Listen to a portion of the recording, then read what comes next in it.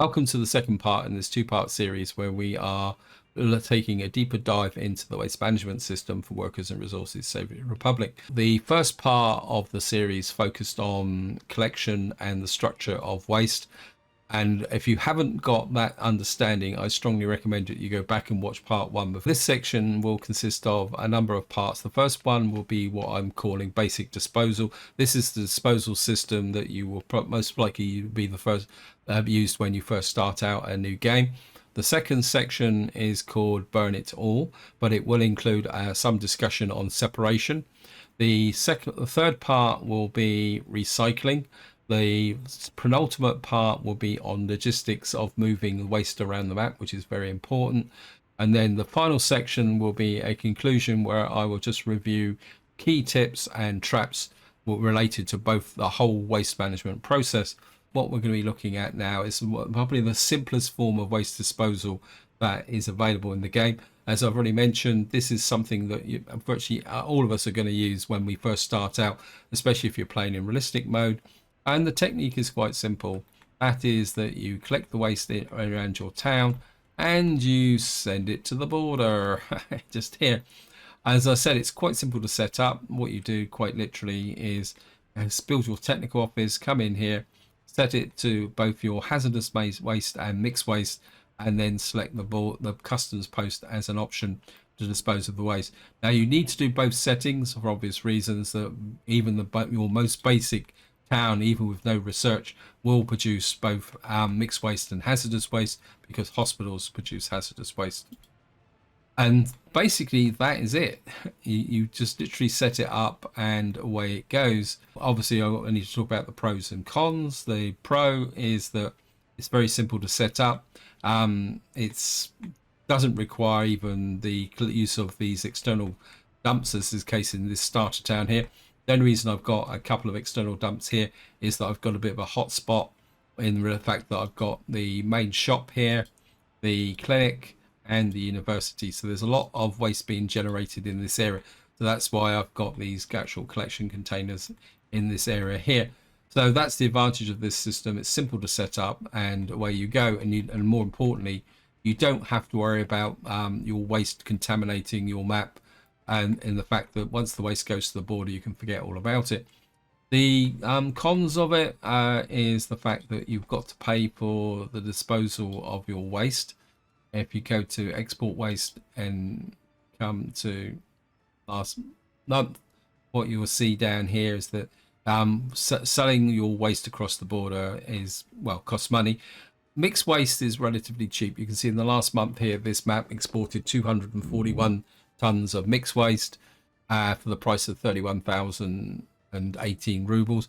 But the one you need to watch is hazardous waste, because you can see we've only exported 6.67 tons of hazardous waste, and that costs 224,475 rubles. Now, before any of you guys think, wow, that's a lot of waste coming from a small town, well, actually this small town is not producing anywhere near that amount of waste. Most of that cost is coming from this town over here. Now this is a fairly big town, and the population of what, nearly 7,500, and this disposal in this town is still very much sent to the border. But of course the difference is that we're using a lot more kind of localized separation points here for two reasons. One, because this is obviously a very concentrated town. The other one is that you can help alleviate the real problem which you can have with exporting to the border, which is congestion at traffic jams in this area here. And that's the one that's the biggest risk with using dumping to the border, because if you get a traffic build up here, you will get a build up inside of your town. That's the reason why I've used these very extensively, so that I can ensure that there's the extra capacity to deal with those rare occasions when the traffic builds up here. And one tip I will say about traffic jams here, I know it's not part of waste collection, is that if you're playing realistic mode and you buy large quantities of trucks, what can happen is all the trucks have to come from the customs shed, and while those trucks are coming out of the customs shed, it will delay all your vehicles coming in just to drop off. and then that can cause a temporary hold up. Another advantage of using these buildings, if you can get them onto the map, is that if you use the bigger container ones, like I've got over here, what that means is you can use the largest trucks that can carry 6.5 tons of waste, and then that means you will get less trips to the border for the lesser waste collections, like the hazardous waste. So that is probably a good segue onto saying that if you've got even a fairly large town like this, and once it's matured, and you could probably stick with selling to the border as long as you've got a strong enough economy to deal with the hazardous waste for the rest of the game. There's no reason why not to move away from that later on in the game. So you can actually plan disposal to the border into your overall economic model, which in this case is what I've done, because this actual town is a little bit isolated, and it doesn't really produce anything that's really worth recycling beyond biological waste, which I'll talk a bit later on in the video. Dump to the border process can be extended to towns which are a bit further away from it, like this tourist town here. But to make this effective from the perspective of sending its waste to the border is, one, it can't really be too large, and two, what you really need to use is this building here. Now this is a building which is kind of hidden down the end of the menu here. It's called Transfer for Big Garbage Containers, and it comes in two sizes. It comes in small and large. Preferably for what I'm just about to talk, I suggest you build a large one like I've got here. And the setup is, if you use these got very restricted drop off and pick up points. So you always want to use these in conjunction with cargo stations. These are modded cargo stations if you've never seen them before. And the way it works is that to get good efficiency from your actual collection process is you actually set up the technical office here to actually drop off all the waste in the transfer station. What this means is that your local collection trucks don't have to do this long journey to the border, which is very inefficient. Now, one of the nice things about this transfer station is the fact that it will still keep all your waste separate. So at the moment, this transfer station is picking up biological waste for turning into fertilizer. It's also picking up mixed waste, and it will also keep hazardous waste separate, which is a very important thing that you need to do. And it's one of the biggest traps that you can fall into when you start disposing of waste. That is that you do need to keep your waste separate, especially with respect to hazardous waste, is that if you send mixed waste and hazardous waste to a dump, for example, I'll talk about that in a little while, what you will end up with is a great big pile of hazardous waste, which, as I've already pointed out, is very expensive to dispose of. So when you're actually managing waste, make sure that you keep things separate. And this is where this transfer building comes in, because it will keep your waste separate according to what's actually being delivered. It won't mix it together, and you can specialize them. I'll give you an example of that in a little while. And the basic principle is that all the collected waste is coming in here, and then what you do is you set up a distribution office with big trucks, or like this, with a 6.5 ton carry load, and then what they will do is come in here and pick up this waste and ship it to the border in nice neat loads. But more importantly, what you're doing is isolating the collection process for this town from the actual sending it to the border. So you're making it a two-stage process. Now, if you want to take this to its logical extreme, because what you can do is use the transfer stations to move waste quite long distances. And just to give you an example of that, what I've got here is a transfer pickup here, and what this one is set up to is to pick up just biological waste. In fact, it should be showing that, so I don't want any other waste in here. So what I've got is the local technical offices are set up to any biological waste which is separated in the town will be delivered here. And then there's this distribution office here, which then takes the biological waste to another transfer building. This is the nice kind of hidden secret of these buildings, is that you can send waste between transfer stations. And what's happening is that the biological waste is then being delivered to here. At the same time, the biological waste is being separated and delivered here as well. So this is a secondary concentration point. And then what's happening is that this distribution office here is then sending the waste all the way up to a dump, which is up here. And then what this dump actually is doing is it's receiving biological waste and it's actually decomposing it into fertilizer for a single farm that's just on the horizon there. Now, what this is also is a good segue into talking about the nature of dumps. Now, whenever you put waste in a dump, it will slowly decompose over time, but biological waste will actually decompose into fertilizer. This dump is, though it's got biological waste in, it's effectively a mixed waste dump, predominantly biological, but it's also got 50% fertilizer in it. What happens is that waste in a dump will slowly decompose. So if you're managing specific types of waste, this is where you can get some losses. And just to give you an example of how that decomposition process works, what I've got here is a dump which when I was first setting in the waste into this town here, because of course in this series I actually integrated waste into my existing series, and what I did is to get started I actually used dumps, and this was the hazardous waste dump. And what you'll see here is that this dump has got 2.01 tons of hazardous waste in it. Originally this filled up completely, then I found a way to get rid of the hazardous waste, and what I left in here was just less than 6 tons of waste. And that small amount of waste has been slowly decomposing for about 2 years, and you can still see it's got about just over 2 tons of waste left. So when you've got a situation like this, the way it seems to work is that your other waste, burnable waste and ash decomposes very quickly.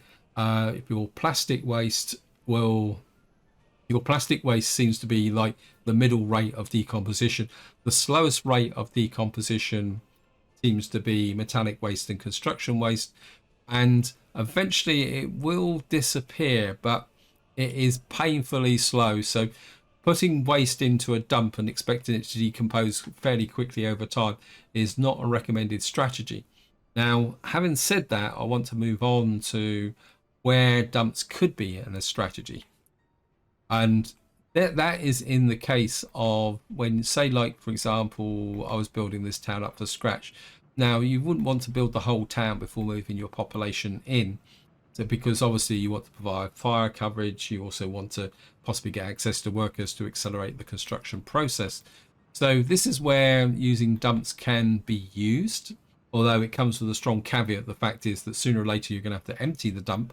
But of course, if you've planned, like I did here, to have a waste disposal system using incinerators, which will be the subject of the next section, you can use dumps as a kind of an interim solution, is probably the polite way to do it. Now, there are large dumps available. What if I show here on mods? Robo 74 has produced 2 really big dumps. One can hold up to 8,000 tons of mixed waste, and the other one can hold up to 16,000. But be aware that these are very big. And the one tip I will give you guys is that you will need to flatten the terrain to place these. But the real hazard of using these dumps is pollution, because and this applies generally to virtually all your waste disposal. Wherever you put waste disposal, you're going to get a lot of pollution.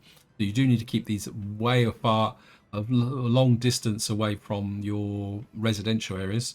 So it's an interim solution. You can put waste into dumps, but one trap that you do really need to be aware of, and this is as I've already mentioned, is never mix mixed waste with hazardous waste, because that's the mistake I made very early in the game.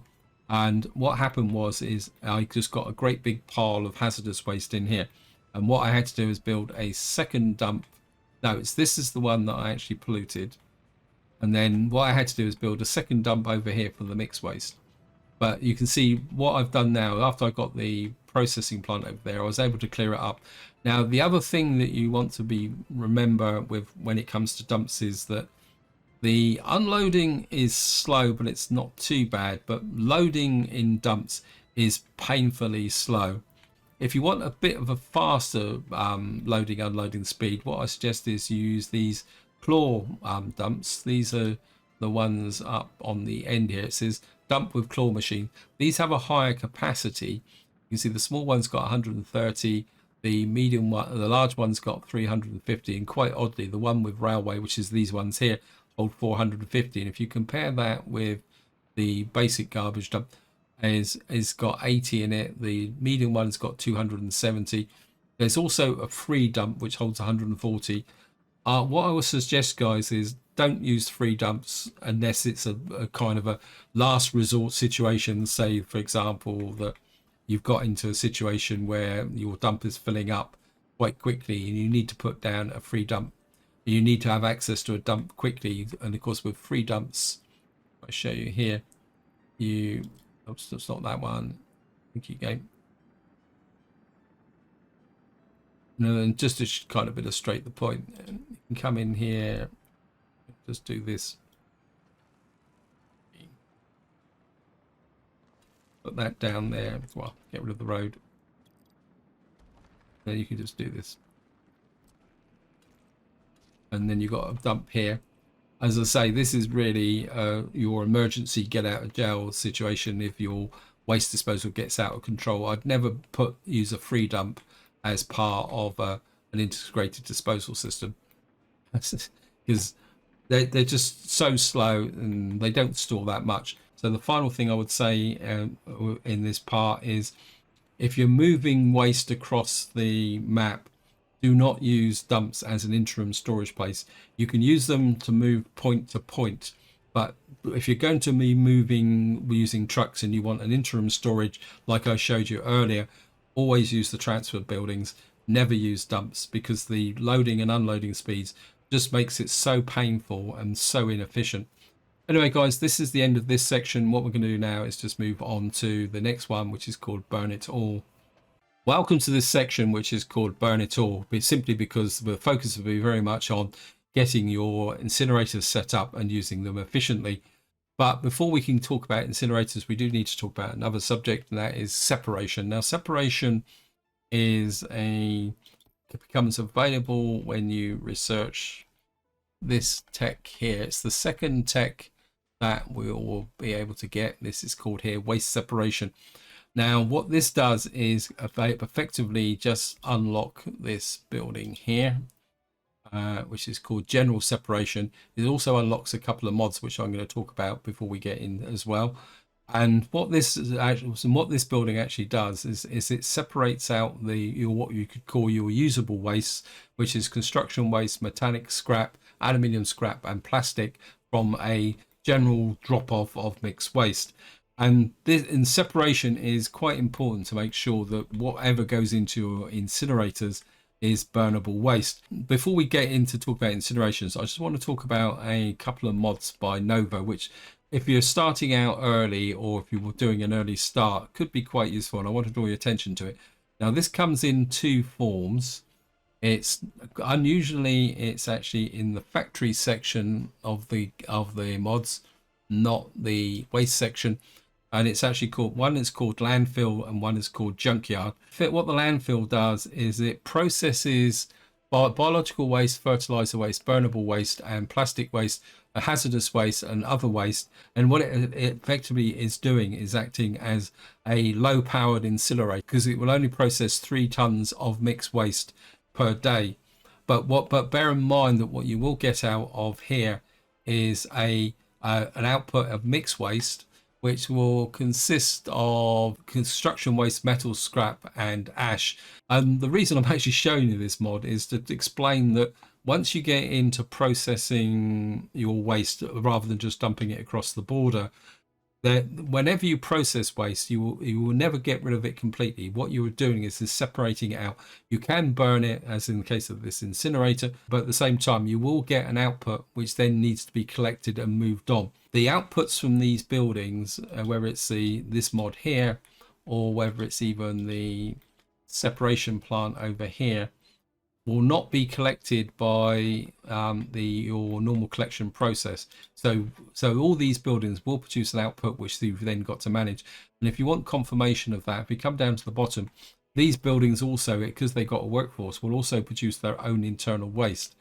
So the key to getting efficient waste disposal systems is understanding that process. And now the other mod here is actually called Junkyard, and this actually acts as a separation plant in the similar way that this separation plant here does.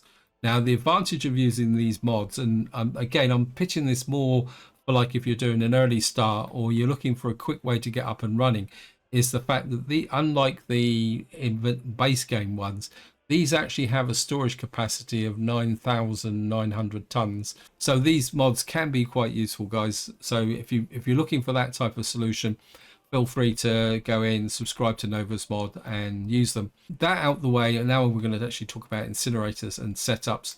And if I come up to over here, I'm just going to go through some other configurations before I go back and show you the one that I actually built. Now, what I've got here is what you could probably call the simplest setup that you can make. And what I would strongly recommend is don't use this unless you've got some reason why that you just want to incinerate your waste very, very quickly. The reason I'm saying is don't come for this configuration is the way it works is that effectively what you do is you set up your technical office. I've got one over here. And what you would do is tell the technical office to drop off the mixed waste here and the hazardous waste directly to the incinerator. On the surface looks very, very great. Yeah, well, yeah, I can burn all my waste. Well, the first thing you need to be aware of is with incinerators don't burn everything. And this is where you need, when you're looking at waste processing buildings, you need to look at this processing efficiency. One, because the efficiency will define how fast they actually process the waste. And more importantly, this list will list the waste that they actually deal with. So in the case of an incinerator, it's 70% efficient in disposing of biological waste, 30% efficiency in disposing of fertilizer, 100% burnable waste, obviously. It's 80% plastic, 50% hazardous waste, and 50% other waste. So it's very tempting to look at that and say, yeah, I can get rid of my hazardous waste by burning it. Now, the drawback is that hazardous waste can be a composite of other types of waste. Now, just to kind of show you this very quickly, if we come in here, this is probably not a very good example. You can see that this hazardous waste contains metal scrap. I have found the occasional instance where hazardous waste has had construction waste in it. So what that means is that when you burn hazardous waste and mixed waste into here, what will happen is that the output from here will be a very high percentage of ash, but it will also contain the metallic waste and aluminium waste if you're scrapping aircraft, and also construction waste. So what that means is that this dump will slowly fill up with waste that will not decompose very quickly. Now, what you're really looking for when you're running an incinerator is pure ash. The reason for that is that of all the different waste types, ash has the highest rate of decomposition. If you can get pure ash out of an incinerator, that means that you will get good decomposition and then that waste will disappear. Another way that you could do it, which I think is the way I actually first thought about it, which is that you have the same setup there. This is still being built, I think. Yeah, well, what you would do is just still drop off your mixed waste here, put your hazardous waste into here, and then what you would do is feed the output from the incinerator into the separation plant, which will then, if you look at this, you'll see that the separation plants is 65% efficient in producing processing construction waste, metallic waste, and the aluminium waste, and then of course the plastic waste as well. So what the separation plant will do then is then separate out all these wastes into its internal storage, but bear in mind it will still produce mixed waste, which in this case will still be ash. What you really do need on top of here, which is what I've actually missed off, is that you would need another dump out here to put this very quickly, and then what that dump will do is take the ash and decompose the ash. Now, the only reason I can think of for using this configuration is if you've got an area that's producing a large quantity of hazardous waste and you don't want to go to the trouble of building a waste treatment plant, because obviously that uses chemicals. So this could be a possible early game solution where you want to avoid the cost of actually buying chemicals into your economy. And the advantage is that you will actually get rid of the hazardous waste. And so in some ways, it's a kind of an economy version of cleaning up your hazardous waste so that it can then be separated into useful waste. Be aware that you do have to have this kind of clean up phase afterwards. And of course, you will still need the dump to remove the ash, which will be coming from the incinerator. Also, large quantities of ash flowing into here will make this less efficient. So it is a good economy interim solution for maybe the start of the game, but it's certainly not something I would recommend if you were setting up a long-term incineration site. And that brings us back to the setup that I've got down over here. And if we just get to it, what we got here, this is actually a large incinerator because I kind of overestimated the amount of waste that was coming from this town here. Now, this town's got a population of about 13,000. It's also got a lot of industries. It's got a food industry, a clothing industry, a chemical plant here, and a oil refinery. Now, one tip I will give you guys is that if you're using any building that uses chemicals seems to produce hazardous waste. That even includes water purification plants as well. So if I come up to here, I've got a water purification plant here, and you can see this is actually producing just hazardous waste. This is the only building I found so far that actually only ever produces hazardous waste, not mixed waste, but that's a mod, so that may be a bit of an issue. So if you're using chemicals in a building or manufacturing chemicals in the case of a chemical factory, be aware that one of your big production areas is going to be hazardous waste. So in this case, I felt that building a waste treatment plant is probably advantageous. And what that means is that what I can then do is feed mixed waste into the separation plant here, which removes all the non-combustible elements of the mixed waste. And then what that means is that what's coming into your incinerator is stuff that will burn. And what you will see here is the output here is actually ash. Now, I want to give a special shout out to Ddennisshow, who's actually done a very interesting short video on how you actually get ash out. And he actually demonstrated the technique of connecting this separation plant on this side and also this disposal system for the ash. Now, as I've already previously mentioned, the ash has a fairly high decay rate, but it's still not particularly that good. But as long as you're getting the pure ash out of the incinerator, what you can do is create multiple dumps here. And like this one, I've got 5. And then what you do is you use a distribution office to pick up when this dump is filling up. I think I've set it to 60%. And then what you do is you literally transfer the ash to these other dumps here. And what you're getting now is effectively 5 times the rate. And probably the best way, what you'll see is that these decompose obviously, because these are the end dumps, where this one can be a bit difficult to tell whether this one is actually decomposing, because of course it's constantly receiving waste coming in from the incinerator.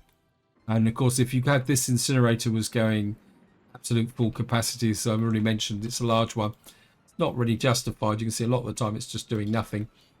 And this is another consideration you need when you start to think about incinerators, is what is the capacity of the waste being produced by your town? And more importantly, can you actually consolidate that waste from other towns? And what I've actually done is that the waste being generated from tourist town up here, which I kind of talked a little bit in the previous section, and the hazardous waste and mixed waste from here is actually being brought down to here. And I'm also started the process of bringing the mixed waste and hazardous waste in from Dark Valley as well. But actually, while we're here, I just want to show you an example of Nova's mod. What I did here is, because I had a bit of a problem with the industries. And this, and bear in mind that I was integrating the waste system into an existing system. What I did is I created this one for hazardous processing. And what we got here is this is literally basically cleaning up the waste here and producing construction waste, metal scrap and ash, and effectively getting rid of everything else.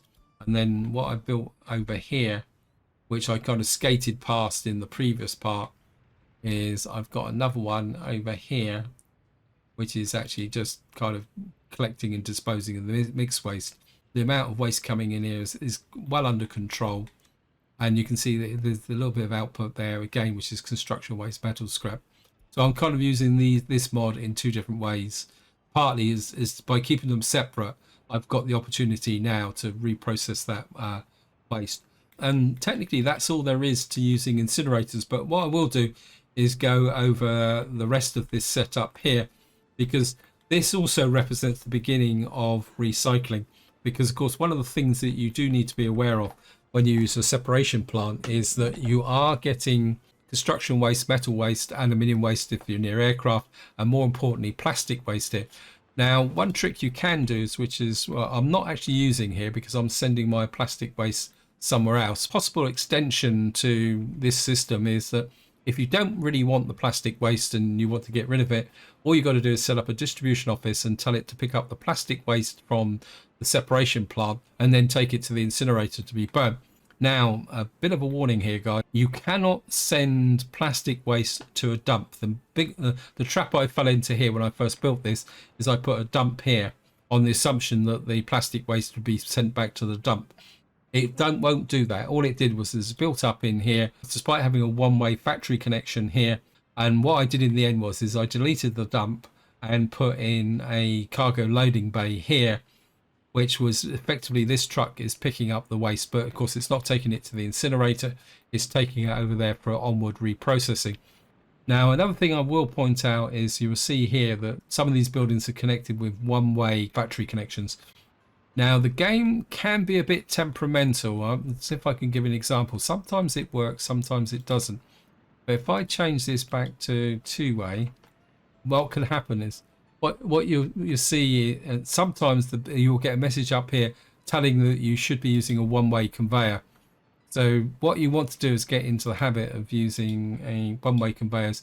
Now, another advantage of that is that when you've got a building attached that processes mixed waste, that's attached to a building that produces mixed waste, what can happen is if this side fills up with the mixed waste, it will start to flow back into your separation plant, and then you will get a circular processing. So it does pay to use these one-way conveyors. Now with the hazardous plant, that's not such a risk. Now, another problem I had with this is the fact that there's only two drop-off points in the separation plant, and when I first set up the plastic pickup point here, the loading speed blocked this off and then stopped the delivery of mixed waste.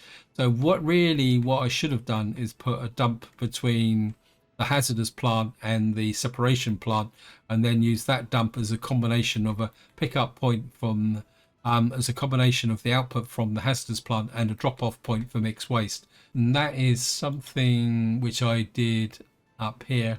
So what I've got now is the waste that's been collected from the local towns here being dropped off here. The hazardous plant is putting the waste in here, which is then feeding down into here.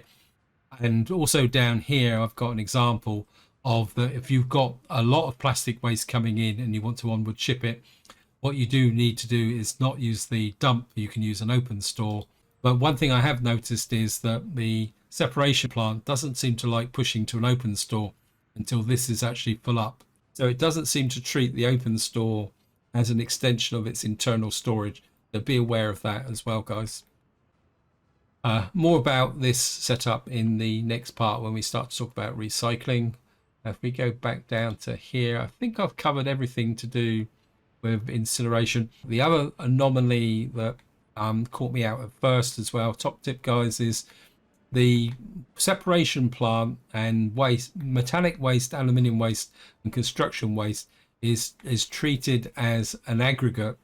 Unlike the open store, the separation plant does seem to know that it needs to send the metallic metal scrap and the construction waste to the aggregate store. So that might be due to the fact that I've got a conveyor tower in here.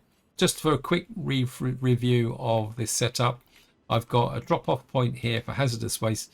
Not strictly necessary if because I'm not producing that much hazardous waste. That is then fed into the waste cleanup part. What this does is effectively remove the hazardous element from the hazardous waste, if that makes sense, and then that exports nice clean mixed waste. And of course, bear in mind that you do need chemicals. And then that mixed waste is then fed into the separation plant, which pulls out the construction waste, the metallic waste, the aluminium waste, and the plastic waste, which then has to be treated in a separate disposal method. And then what that does is it ensures that the only thing going into your incinerator is burnable waste, which is other waste. I can't see you. This tends to be a little bit quick, so unless we get a big drop off, but we won't be able to see it. Oh, we got one coming in here. To see if I can catch it. What's coming out here now is biological waste, burnable waste, and other waste, and then that is then fed into the incinerator, which then produces nice clean ash here, which can decompose quite happily on its own. And truthfully, I've had this running for a couple of years, and you can see I've had once I built the 5 dumps, the ash seems to disappear quite successfully. But of course, if you manage to get this polluted, which I did accidentally on my other site, what will happen is the dump will slowly fill up with the other pollutants and then reduce the overall efficiency of the process. So I think on that note, this is where I'm going to bring this section to an end. And in the next section, we're going to start talking about recycling. Now, welcome to this section where we are going to expand the concepts of the previous section where we were burning everything to the full-blown recycling scenario. And if I kind of zoom out now, what you will see is that the first thing that will strike you is that getting into full-blown recycling is a major investment, and I think it's worth talking about when would you actually do this, because I've got a economy of 65,000 and over 2 centres, which is a little bit awkwardly spread out. And I'm still not convinced that I can get this up to maximum efficiency, because one of the key problems of getting this type of setup and justifying the expenditure is going to be being able to bring all the waste into this center so that all these buildings are running at maximum efficiency. Now, I don't want to get into too much of the logistics. It's a big subject in its own right, but I just wanted to get that point out the way, is that you're not going to build these in every town, because if you actually look at the full size of the investment, recognize this is a waste treatment plant, a separation plant, and an incinerator. And what I've done here is instead of putting the output of the waste treatment plant in directly into the separator, I'm now using a separate claw dump here to receive all the mixed waste.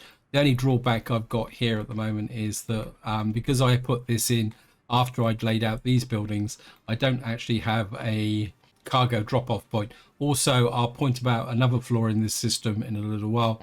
To support the full recycling process, obviously there's a need now to process the output of this separation plant here, and that is done by a factory connection to an open store here, which will hold the plastic, and then the plastic is then transferred to another open store over here, which is then connected to a plastic recycling plant and to the warehouse here, which is receiving the plastic. The metallic scrap, aluminium scrap, and if there was any, and the construction waste is actually sent out via this conveyor belt system where it's actually split into 2. On this side we've got the construction waste store, and on this side I've got the metallic waste store, which is there, which then feeds into the steel recycling plant. Now, I'll be completely upfront, guys. I've got quite a nice crop of steel from this. The same goes for the construction plant, which then feeds into this gravel recycling plant, which will then turns this into gravel. It's worth noting that of all the recycling buildings, the gravel recycling building doesn't need any tech. For some reason, early in the game, that you get a lot of construction waste coming in, maybe you're blowing up lots of buildings or something like that, it could be worth actually building this just to get the gravel to support your economy. I like all things to do with when you get to this level in the waste disposal system. It all depends on what's going on around and where your sources of the waste actually is. Now, before I get into talking about any more detail, I want to talk about two other buildings. These are separation plants. Now, I'm going to be completely upfront, guys. I'm still kind of thinking about where you would actually use this, because the general process would be is to separate all your mixed waste using the general separation plant. But if you come to here, you've actually got a where's it? Where's it? General separation. You've got scrap separation here, and then you've also got aluminium separation. That's these two buildings here. Now, these aren't actually unlocked until you actually get to the separation text. If anyone's not sure what I'm talking about, is these aren't actually unlocked until you get to this point. These texts also are the texts that actually unlock these buildings here as well. Recycling is very much a kind of mid to late game, depending on your play style. It's not something you'll be doing very early in the game. Now, what these actually do is they separate metallic waste from mixed waste, and then that gives you the ability to turn that into steel. Now, the only way I can think of this is that possibly you may want this next to a, say, a bauxite mine, or assuming that that produces aluminium waste, or possibly another example I can think of is if you've got a scrapping center that's scrapping a lot of aircraft and helicopters, and that would mean that you're getting a large amount of aluminium scrap coming out of that process, and there would be an advantage into actually separating that out so it can be turned back into aluminium. The only other one I've possibly considered is that there are certain factories, like the mech factory up here. I've got a mech factory here, this one here, which if you look at the mixed waste here, produces a large amount of metal scrap. So if you were producing steel and were producing a lot of mechs, now I don't know whether electronics and electro components also produce steel. I haven't actually tested that. So maybe if you've got a concentration of a high proportion of metallic scrap being produced, or mixed waste containing metallic scrap, it might be to an advantage to separate it out early rather than sending it to a general separation plant. So what I'm going to do is now return back to taking a look at recycling. I'll just let the game run so you can see how it goes. Now, as I've already mentioned, that to justify the investment for this kind of very extensive setup for mass recycling, you do need a lot of waste to be pulled in from a big area. Now, what this plant is actually doing is drawing in waste from all the towns up here in this area, which is over 30,000 people. And the other thing I've experimented with, if you watched the previous video, you might have caught a quick glimpse of this. That is that I've got 4 dumps here going from bottom to top. This one is picking up construction waste. This one is picking up the plastic, but this one's not actually being sent north. This one at the moment is just being sent to the border post for a reason which I'll explain in a little while. This one is picking up the biological waste, which is separate from the facility we're currently looking at. And this one is just picking up all the mixed waste. And what I'm doing here is using fixed trains to send the waste all the way to the top part of the map. Now, there's 2 reasons why I'm using the fixed trains as opposed to distribution offices. The first one is that I've got a very long rail line here with no power supplies in, and I'm using electric trains. So I'm trying to keep the number of trains traveling along this line to a minimum so that they don't run out of power. Also, what I found with distribution offices that they can do a lot of redundant journeys. So what I found is by using trains with their own dedicated line, is you can set them up here and just say, sit here until such time as you are full, then take the waste. So you can see this one here is just coming up to being nearly full with construction waste. So returning back to this area, what that construction train will do when it comes north, it will come into here. In fact, it looks like there's one in here or currently unloading. And you can see it's got 48 tons of construction waste in here. And what that is doing is unloading directly into the actual construction side here. So you can see this is actually running. And this is what you need to consider recycling. Now, what I would suggest is that if you're building a recycling plant, you will still need this type of layout, which is what I described in the previous part, to process the local waste and separate things out like metallic scrap and the construction waste and the plastic. So this is part of your recycling center. But what you will need is these additional terminals here to deliver certain types of waste into your recycling center. Now, the mistake I made over here is partly because I was integrating this into the existing system, and I was also playing in realistic mode, so I couldn't actually get the rail lines into that area there, because as you can see here, you need a lot of space for a recycling center. So the actual mixed waste is being brought up into here. And this is an example of what I talked about in the previous section about the loading speeds. What I've got here is 4 trucks, and you can see they're all loading in parallel. And I've even got trucks going in here to pick up the mixed waste.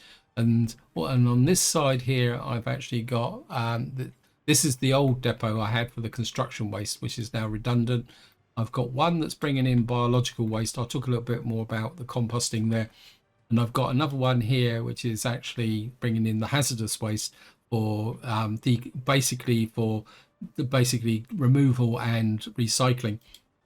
But what it means is it's resulted in a slightly complicated kind of setup here. Now, returning back over to this, I'm not claiming this is a maximum efficiency setup, because one of the bad mistakes I made here, partly because the fact that I was using realistic mode, is that truthfully the mixed waste should be coming into here, so that all the mixed waste coming into the recycling process would be coming into this point. So you'd have the hazardous or waste treatment plant cleaning up the hazardous waste, and then you've got the local deliveries of mixed waste, which is what's coming in here.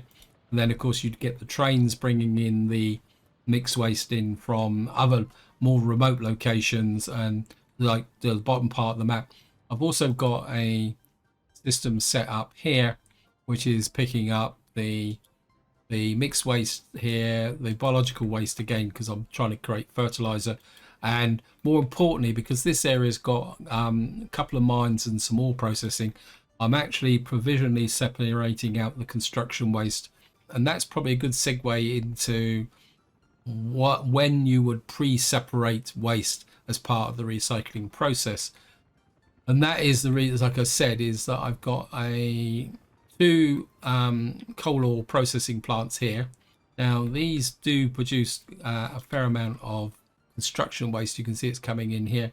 One of the downsides, and this is a little bit of a trap you can fall into, once you start using these and these are connected to a building, what it will do is it will change the composition of the internal waste here, because obviously it's been separated at this point here. So you can look at this and think, well, this isn't producing much construction waste, and the reason for that is that all the construction waste is being put into here. And that also applies for your mines as well. So if you come into here, the mixed waste again, this one isn't quite so efficient by the look of it. I don't know, maybe it's not separating that well, but you can see this one's just set to mixed waste and construction waste. So this is part of your recycling process, that you need to make a decision based on whether you've got large quantities of a specific waste that is worth separating. My general rule is that, yeah, if I've got something like this, I will separate it. Biological waste I separate because I want to make fertilizer. But generally, if there's not producing large quantities, then I don't bother the separation. Like here, I decided that because I was only, this component factory is not particularly that busy, what I'm quite happy to do is to just let the metallic waste come into here, and then I'd sort it out at the recycling plant. So that's all part of the decision process. What I would suggest is that when you start planning a recycling setup, when it comes to collecting the waste in a town, the three that I'm finding useful is mixed waste, biological waste for fertilizer, and hazardous waste. I haven't really felt the need to separate out the metallic waste and the plastic waste, because only very small quantities of plastic is produced. Therefore, you've got to justify the cost of the infrastructure of transporting it. So in some ways, transferring it all as a kind of mixed waste here. I mean, in fact, I've got a little bit of leak through here with construction waste. This is something else that can happen. This is one of the reasons why that you need that separation plant as part of your recycling. Probably the best way to describe this is that your technical offices, you can't control where they pick up. And if you've got one set like this at, this one's only at 1,000 meters because I was trying to keep this one local. But if you've got one over here, which is the one I'm using for industry, is this one's at 2,000 meters because it's covering this industry. But of course, it's also covering this area. So you will get the odd building that will produce produce waste that you don't expect. Also, what we've got up here, this is probably the source of the construction waste in the mixed waste, is I've got another transfer office here, and this technical office is set at 2,000 meters, and it's actually covering the two iron ore processing plants here and the iron mine here. Now, again, just to give you a bit of an example, is if you come in here, you can see we're still getting construction waste from here because this actually will produce construction waste. And then the ore processing plants here, I don't know what you're producing. I don't think you produce that much in the way of construction waste. Let's have a quick look.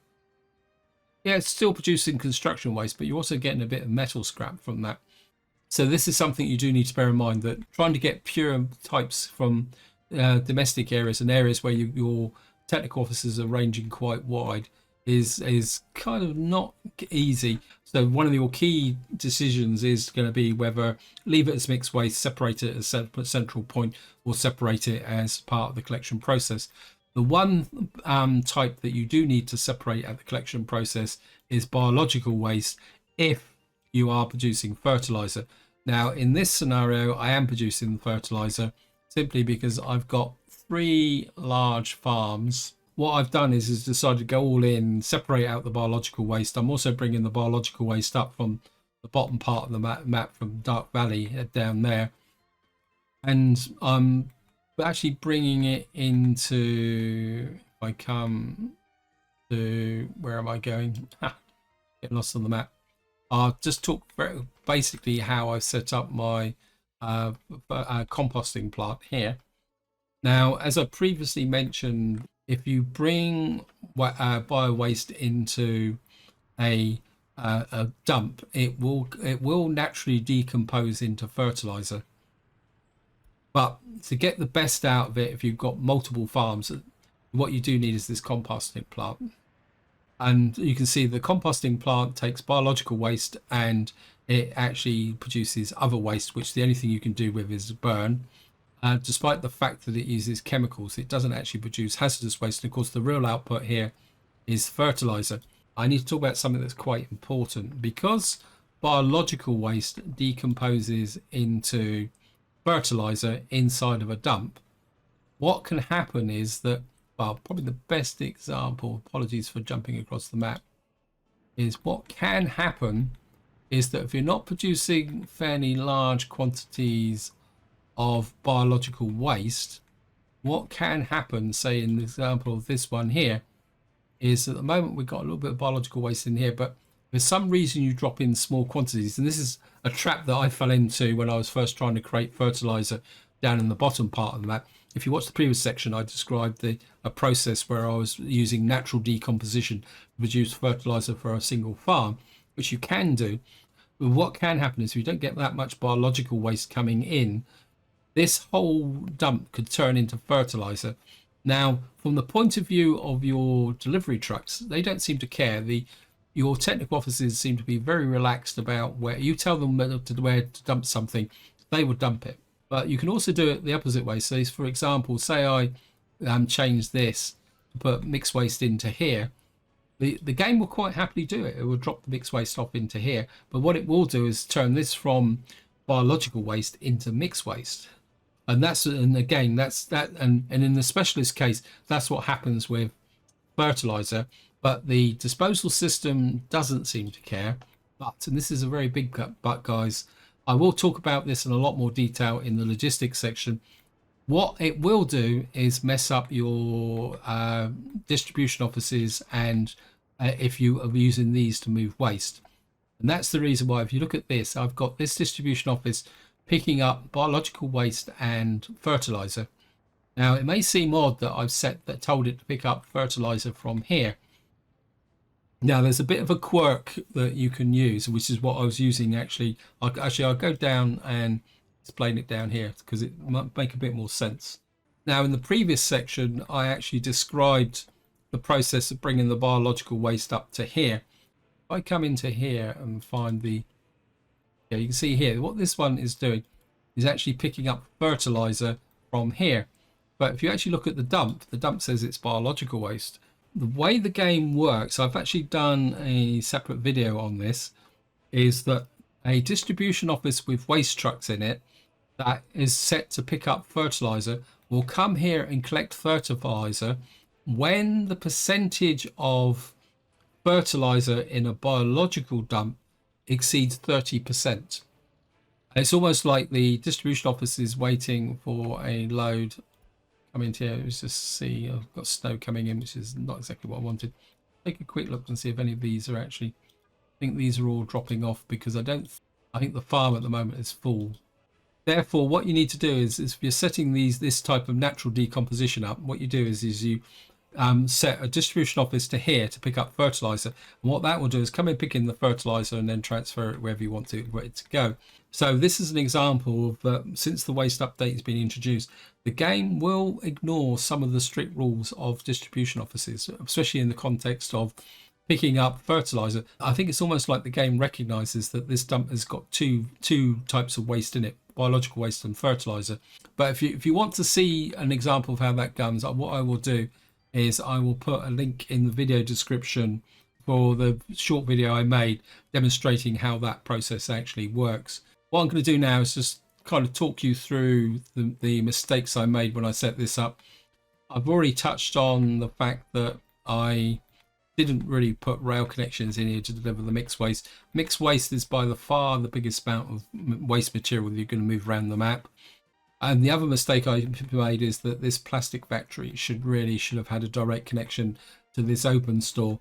But in some ways that was a little bit of serendipity, because that actually kind of showed me another problem that you can have with moving waste around the map, especially locally. And the fact is that this is an open store. It will have plastic waste in it. But if you set up a distribution office that's only got waste trucks and say, pick up the plastic here and deliver it to there, the distribution office won't do it. In fact, just to demonstrate it, guys, if I delete, I sell these two open holes. And what you see now, it says waste transport between open storages, you need a flatbed truck. So to move plastic waste from here to here, you've actually got to have open store trucks. Waste trucks will not do it. So that's something you do need to consider that when you're setting up. Also, that applies in this scenario over here. I know it's got nothing to do with recycling. Well, it's got indirectly to do with recycling. Is I've got metallic scrap in here, and what I wanted to do is move it to the aggregate store over here. And what you need to do is use a dumper for that as well. So again, it's technically it's metallic scrap and it's waste.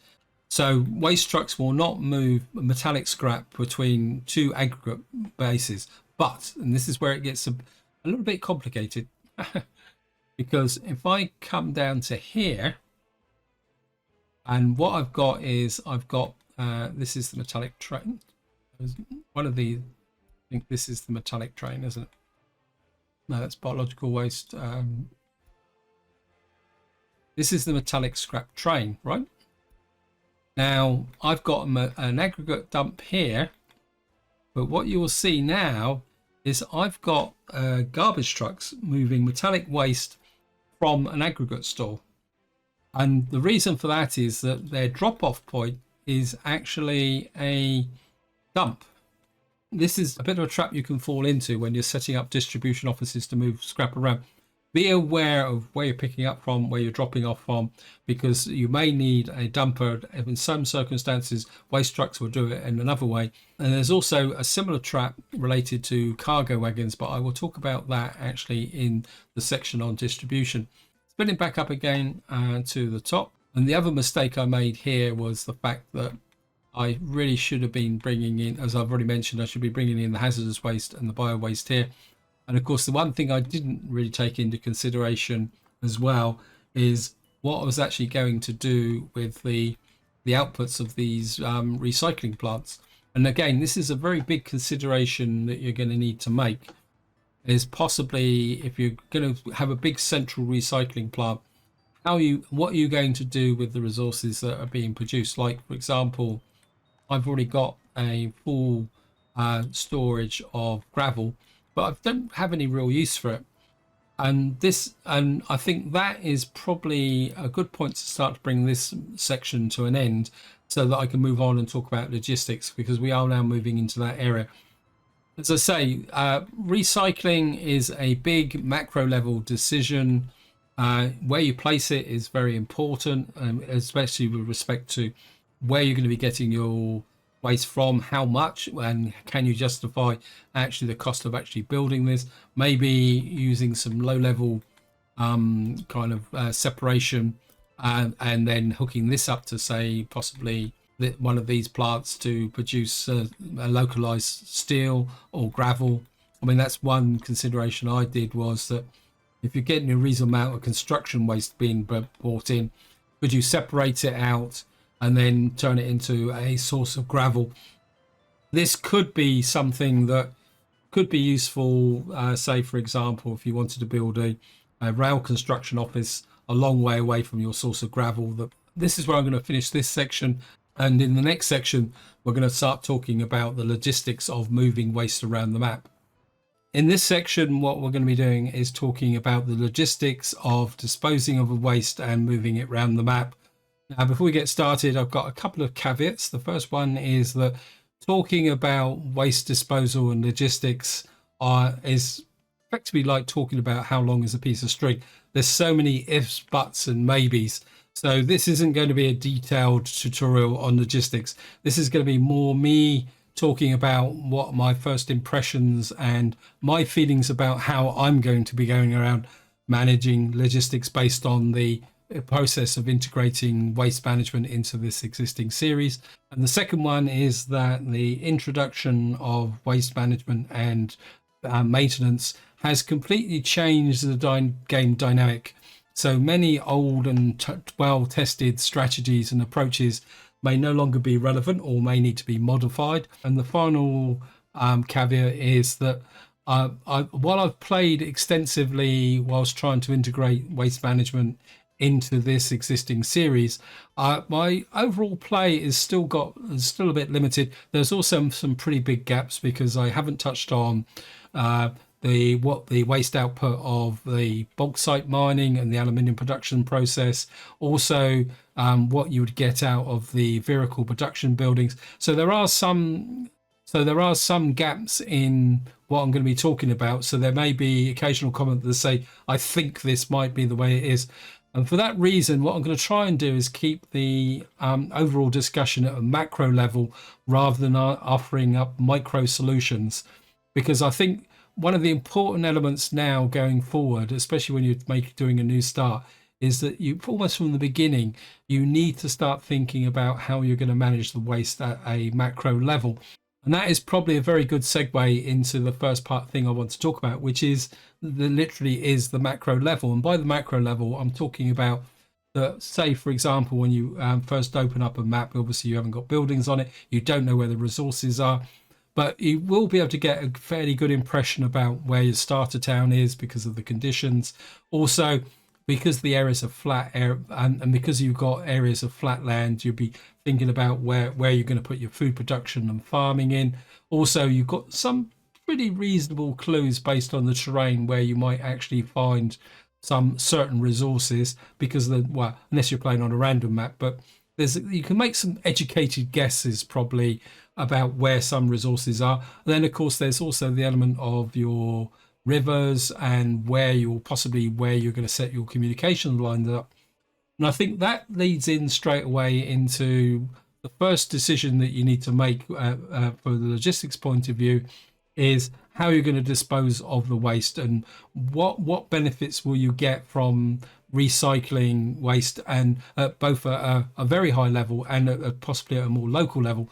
And probably a good example of that is that if I was doing this map again and I was starting down in the bottom part of the map again, I would probably stick with the kinds of waste disposal that I'm currently using here in Ironton here, which is effectively just dump it across the border. The reason for that is that even if I knew that there's a good source of iron down here, the amount of restricted space here would indicate that you're never going to get a major production centre here. The best you will be just producing iron, which is effectively what I've done.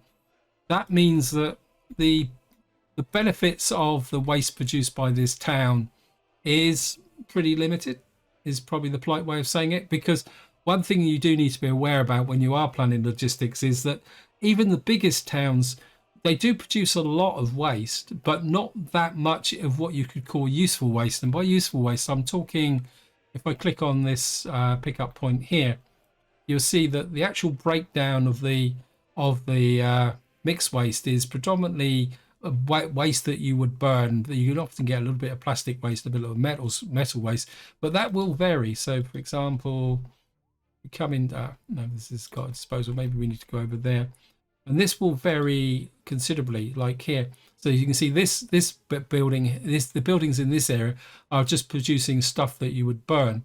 And this is one thing that when you're planning your city and you're looking at how your cities are building up, it's what is being produced in that local area that will very much drive how you are going to manage your waste and whether it's going to be worth to be sent for recycling. And of course, the big producer of waste is industry. So if you've got a town with a lot of industry, that makes your waste disposal more complex. That means that you may need to do like what I did over here, which is put in an incinerator, because we've got quite a large town here. I think it's well over 10,000. We've got food industry here. We've got a clothing industry, and more importantly, from the respect of that macro planning level, we've got an oil refinery, which is then feeding into a chemical industry, which produces more amounts of hazardous waste than, say, compared to a town where there's no actual major industry in. And of course, we've also got a chemical plant here. We've got a plastics plant. So when you're looking at the macro level, you need to have an idea about the industries and what types of waste to expect, because that will drive both the way that you deal with waste and also whether you're going to get sufficient amounts of waste to run a recycling centre. And that's quite key. But at the same time, you've also got the micro level of logistics in the fact that because every town will have a hospital in it, they will all produce a certain amount of hazardous waste, which has to be disposed of. And that comes back to what I said originally, that you will intrinsically make decisions about what the best way for waste disposal is. And so these two towns in the bottom right-hand corner would probably stick on disposal across the border for the entire length of the series. And these three towns here is a mixture of a tourist town, a big town producing a mixture of waste, but none of the awkward waste, like that much metallic waste or construction waste. So a lot of what's produced in this town is actually effectively can be burnt or destroyed from a hazardous waste point of view. Black country here has got a coal mine in it, but it still doesn't have a substantial amount of industry. So again, the decision would be, would that be worth sending it to recycling? Now, another spin, which I can talk about here, is where you're going to put your farms, because farms need fertilizer. You also need chemical plants.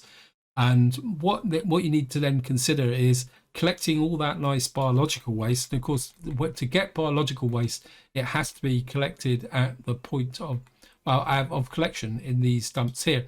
This is the only place where you can actually, like, that should be actually on biological waste actually. Bit of a mistake there.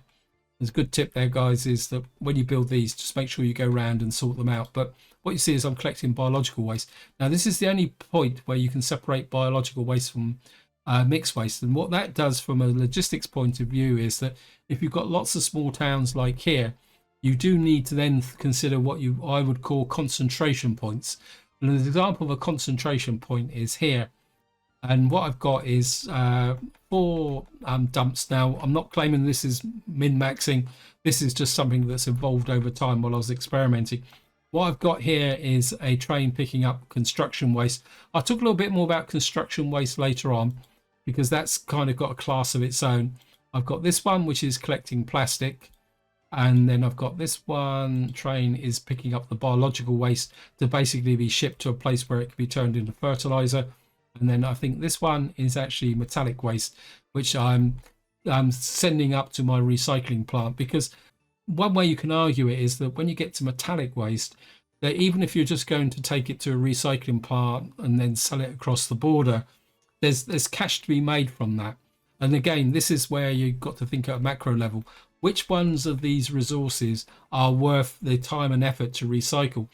Now, personally, I made a bit of a mistake here by actually, because what I'm doing here is I'm just shipping the plastic to the border. Truthfully, what I should really be doing is actually, I can't remember which one is picking up the plastic waste. Let me just see. This one here. What you really should do is change this one and basically just tell it to put the plastic into the incinerator, because plastic is a burnable waste. In this current scenario, I wouldn't say I could really justify sending the plastic all the way to the recycling plant, because plastic seems to be the one which you never seem to get large quantities of it. I've yet to find an industry where, I mean, it might come from maybe the vehicle construction buildings, which I haven't worked on. And this is, again, is another thing you need to consider when you're dealing with logistics. It's worth taking a little bit of time checking the different factories and different types of factories. Like, as I've already previously said, that if you've got any factory that works with chemicals, they will produce a high level of hazardous waste. And when you're building up and looking at these buildings, and of course this is something we'll all acquire over time, is which factories produce what types of waste. Another interesting one is aluminium scrap, because as far as I can tell, aluminium scrap is tied with bauxite mining, the production of aircraft. From my current point of view, recovering aluminium is not going to be a particularly very high priority, and there is a way that you can actually recover the aluminium waste as an individual item. And I think this is where this aluminium separation plant is, that there could be a case where you could actually turn around and say, well, what I'll do is I'll build one of these close to where the aluminium's waste source is, turn it into aluminium, and then what I'll do is then just ship it off to wherever that aluminium is needed, possibly back into the aircraft helicopter production plant if you've got one. If not, it's a potential source of revenue. Again, I'm just kind of generally talking about how certain decisions are going to influence the way you're going to shape up your economy, whether it's profitable, whether it's efficient. And of course, the other thing I've also started to notice with moving waste around the map is it can get quite expensive. Now, before we move away from this area, I've got a very important subject to talk about, guys. And if you don't get anything else from this series, this is something you do need to be aware about, is that vehicles can, especially trains, can lead to some fairly expensive mistakes. I'll start with vehicles first. Now, movement of waste isn't always done by waste trucks. And which trucks do you use to move waste between 2 points? It depends on where the pickup point and where the drop up point is. Now, when I'm saying moving between 2 points, I'm not talking about the collection process. And a good situation here is I've got my metallic scrap output from the separation plant here. The reason it's here is because the actual area here is quite tight, and I had to squeeze this in. I'm moving the metallic scrap from this aggregate store to a dump, and as you can see here, the waste trucks are quite happily doing the job as well, and of course, and despite the fact of the very low loading speed. So I'm using a waste truck to move between an aggregate store and a dump. Now, if I come up to the, I think it's about here. What I've got up here, if I can find it, is I've got a scrap processing building here. Not the scrap processing building, a vehicle scrapping building, which is a totally different things. Now, what this does produce is metallic scrap. Now, it can either produce mixed waste containing metallic scrap, or it can actually produce metallic scrap, which would go into here. Now, to move the metallic scrap from here to this aggregate dump over here, which is the input to the metallic recycling here, which turns it back into steel. You would think intuitively to do that with a distribution office, you would use waste trucks, and the answer is you don't. You actually use dumpers. Now, if I delete this dumper, what you will see is now this distribution officer will say waste transport between aggregate storages, you need to use a dumper truck. So we'll just buy the dumper truck back in again, and you see the message disappears. So you've got one single pickup points, which is an aggregate store, but where you're dropping off will define what type of vehicle you will need. If you're going aggregate to aggregate, you will need a dumper. If you're going aggregate to dump or dump to dump, you need a waste. Although why you'd want to put metallic scrap back into a dump is a bit beyond me, simply because the loading and unloading times for dumps is atrocious.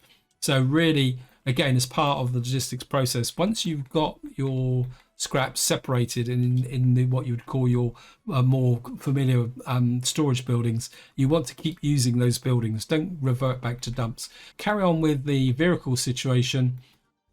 Here, well, what we've got is an open store, which is receiving plastic from the general separation plant.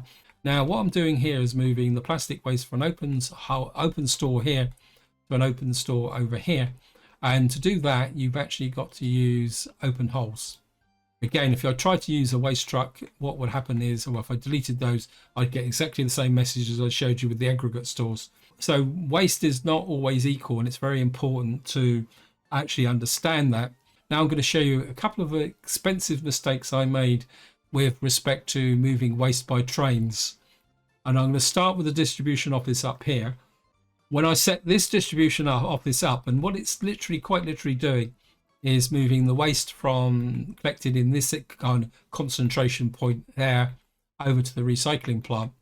And when I bought the cargo vehicle wagons, I didn't buy these EAS waste cargo trucks. I bought another kind. And this is something that you do need to be very careful with. Actually, it's got to be this one. I go in and show you cargo wagons.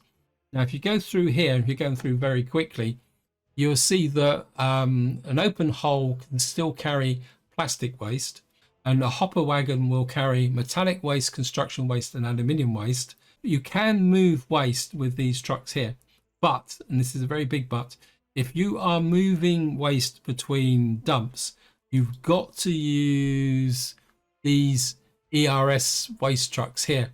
And the giveaway is the fact that the only materials that these can move is waste. And what I did is I thought, well, I'll just buy, oops, I've just done it now. I just bought this bulk one for metal scrap and aluminium scrap. And you can see it's not cheap. It's cost me 600,000. I'm not too worried about it because I'm not going to be playing on with this, what I'm doing now. And what you'll see is you'll get this truck in here, but the distribution office will not use that to move the waste from this dump to the other dump, simply because to be able to move between the two, you must have the completely waste truck. That also applies to these kind of fixed line trains here. Now these trains are obviously coming into here and just loading up. And what I've found by a little bit of testing is that if you're moving waste and you want to move it over a fairly long distance and you want maximum efficiency, using actually predefined lines over distribution offices is good, because what these are quite literally doing is just sitting here loading until they're full, and then they're going to the other end and they're waiting until they're unloaded. And of course, there was another driving force why I actually had to use that in this map was the fact that I've got a very long railway line here with the power connections at each end. So I couldn't afford to have multiple trains running along that line because they would run out of power. These trains, it's very important to make sure you get the right cargo wagon. And I actually, when I set my first line up, I can't remember which one it was, I set it up when I wasn't using the waste trucks. I actually used the dedicated open hole. I think there's the metallic one that I set up first, and I kind of assumed that I could use the open type wagon, which just moved metallic waste, and the train just came down here, sat here quite happily. It had no problems, but it just didn't load anything, and all the metallic waste was building up in the dump. The other thing I would say is that by using this system, the loading into the train seems to go marginally quicker, but I've got no real detailed evidence for that. But I found that moving the waste over long distances, this is possibly a good solution. I mean, the alternative is that if you know you are going to be moving a specific waste, you could bring the waste from these output areas and put these into open holes.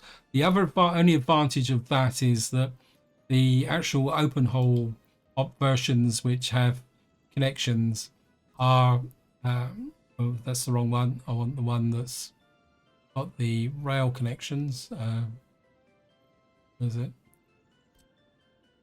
This one is marginally smaller. I don't know if it's actually cheaper.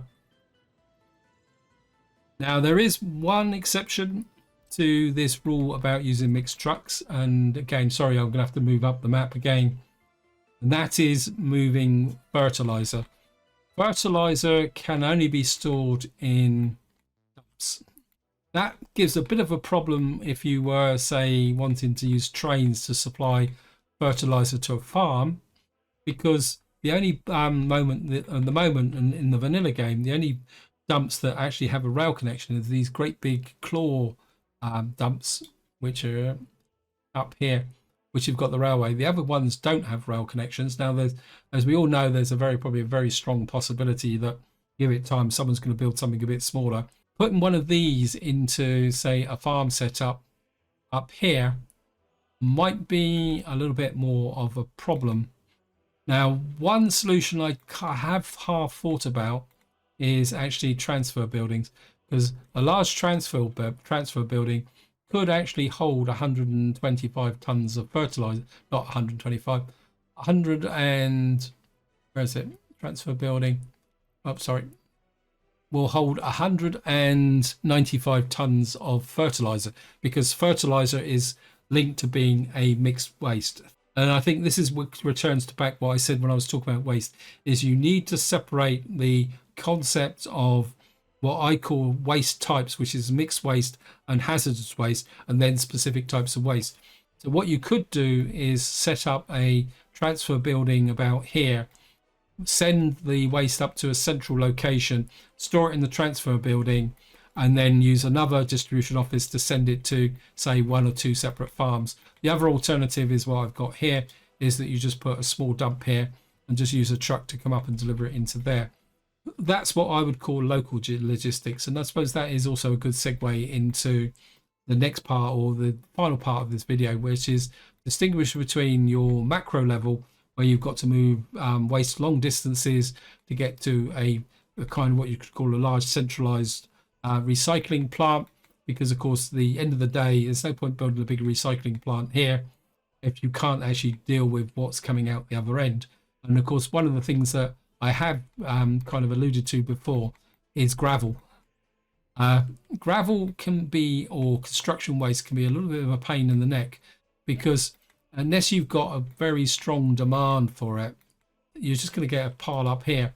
Now, there is a case that you could make for, say, a small localized kind of setup, if you're getting some construction waste from a mine or processing, because that construction waste could then either be used for, how can you say, for supplying local construction industries such as asphalt, or maybe making prefabs or something like that. So if you're pushing out aggressively and you want a source for construction, that may be a small localized plant like this, rather as part of a big complex here, and then what you do is use this just to send, and what you do then is send your construction waste after being separated at source inside of your kind of pickup points, send it to here, turn it into a bit of gravel.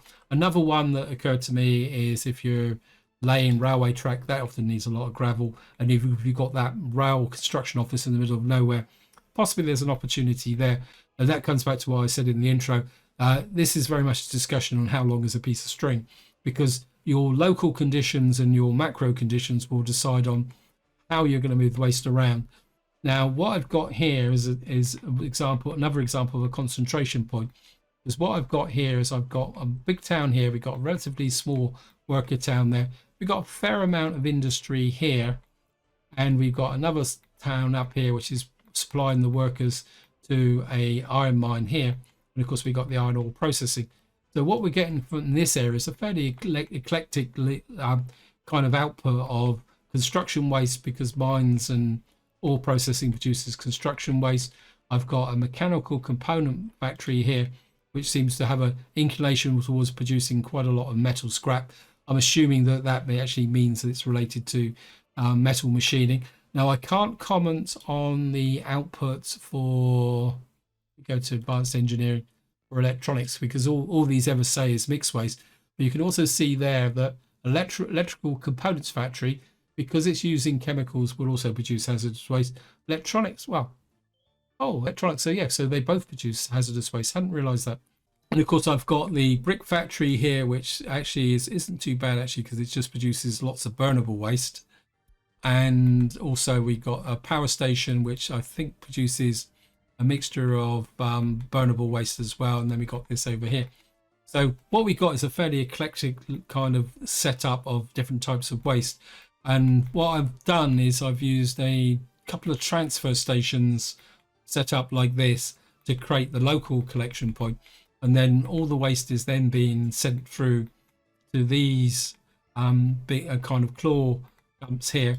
And again, what I've got in here is mixed waste, some biological waste, and also some construction waste. I haven't bothered to separate out the metallic waste, so if you come in here you'll see that this has got a kind of fair proportion, because I couldn't see the point of separating the metallic waste, because yes, there is a source, but it's not that strong. It's also, this is the argument for plastic waste. I can't amount of plastic waste I've seen produced even from industry so far, but remember that observation is based on my limited kind of play through. I can't see the point of ever separating plastic waste at these sources, because of course every time you create an extra pickup point here, you put a bit more pressure on your technical offices. So bear that in mind as well. And that's why if you look at most of these, if we went through, you'll find it tends to be mixed waste, biological waste, hazardous waste in domestic areas. The only thing I am making a point of separating out up here is the construction waste from this point here. The reason for that is that you can see here mines and ore processing plants, especially when they're going flat out, will produce a lot of construction waste. And to me, this is a fairly efficient way to actually get construction waste, especially as the fact you're going to transfer it in big containers. So that's the beginning of your logistics supply system. And then what it's happening is it's coming down here and being concentrated into these dumps here, which are then being, and the contents of this dump is being moved by this distribution office, because I'm using the distribution office because it's relatively short distance. And then what's happening is the contents of those dumps are being brought to this recycling center. And one thing I will say is that when you're building recycling centers, the preferred option for delivery is direct delivery into the respective buildings. So what's coming into here is both metallic waste and also construction waste. Now the metallic waste is coming up from the bottom part of the map, not from Stilton over there, because that's coming in as mixed waste, which is actually coming in this very bad layout here. And then of course this is then being moved over to this area here. So I think I've kind of got to a point now where I'm starting to repeat myself. So just as a quick recap, Logistics, you need to think at a macro level, even when you're just starting out. Just try and formulate an idea where your key industries are, where your needs are going to be, where your fertilizer is going to be supplied to, where it'd be advantageous to build a full-sized recycling plant, because you're going to need a lot of waste to both justify the cost and keep this running efficiency. Because you can see at the moment, if I let this run at full speed, it's empty, and that's where and when you consider this is combining the output of what, 5-6 towns with industry. True, I accept that a lot of the industry isn't exactly working flat out at the moment because I've been neglecting it, because I've been focused very much on waste. So where you put your recycling plant depends on where you go. And of course, what you do need to think about is that your recycling plant will produce all these resources, especially gravel.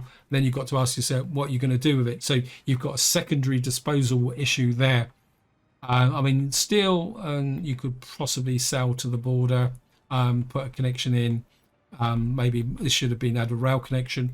Then you could have just ship it to the border or ship somewhere else. Again, that's a secondary part of logistics you need to consider. So I'm looking forward to watching some of you guys who post on YouTube, some of the elaborate solutions that we're gonna have to come up with. The secondary option is the just burn it and forget it, and just possibly just get rid of the small amounts of being waste.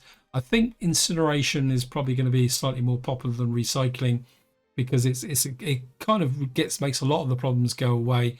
Although bear in mind that waste plants are useful if you're producing a lot of hazardous waste, and but there's also the option where you can burn the hazardous waste and separate it afterwards, if you're not getting relatively low levels of hazardous waste.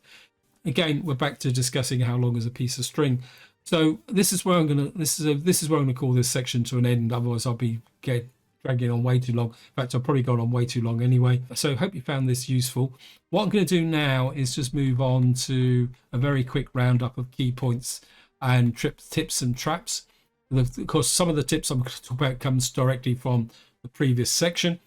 I would strongly recommend that as you plan your cities, have a good idea of how you're going to dispose of the waste. What is the most efficient and suitable way, whether dumping on the border. You can use interim solutions like dumps. So consider your disposal options as you plan the town.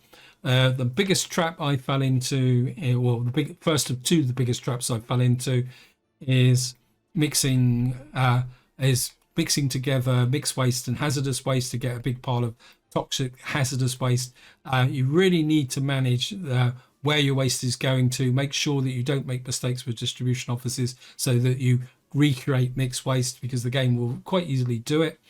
And of course, the second big top trap to fall into is be very careful when you are selecting vehicle types. Vehicles, it's expensive, but you can always use those vehicles again. Cargo wagons, especially if you are in realistic mode and you've actually got to purchase them from the border, and then you've got them in your distribution office, or you're setting the train up in your depot. This can be a very expensive mistake. Now, the next tip I would suggest with waste disposal is get into the habit of checking your cities at regular intervals using this overlay, so that you can literally skim across and see whether you've got any problems that are developing with overload, because the game has a pretty harsh penalty with respect to the fact that once your buildings start to fill up like this, you will get a message that says garbage container overfill, health risk. Now, for a short interlude like this, not that much of a big problem.